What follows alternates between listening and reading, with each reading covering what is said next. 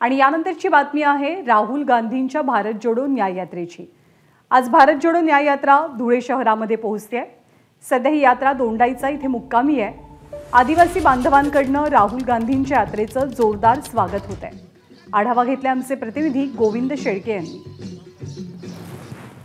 राहुल गांधी यांची भारत जोडो न्याय यात्रा ही दोंडाईचा इथं मुक्कामी आहे आणि ज्या ठिकाणी राहुल गांधी मुक्कामी आहेत त्याच्या समोर या यात्रेचं स्वागत करण्यासाठी सातपुडा परिसरातील ही जे आदिवासी बांधव आहेत ते कशा प्रकारे त्यांचं नृत्य करतायत।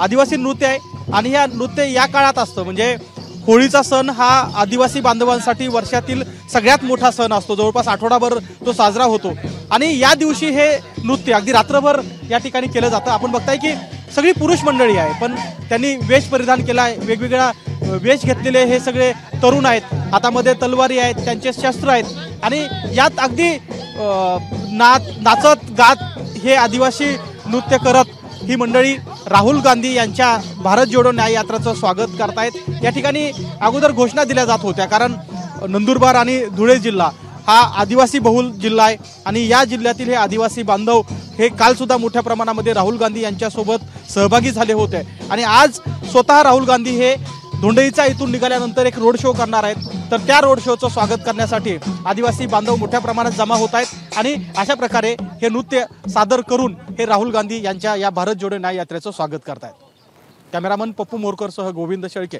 एबीपी माझा, दोंडाईचा, धुळे। एबीपी माझा, उघडा डोळे बघा नीट।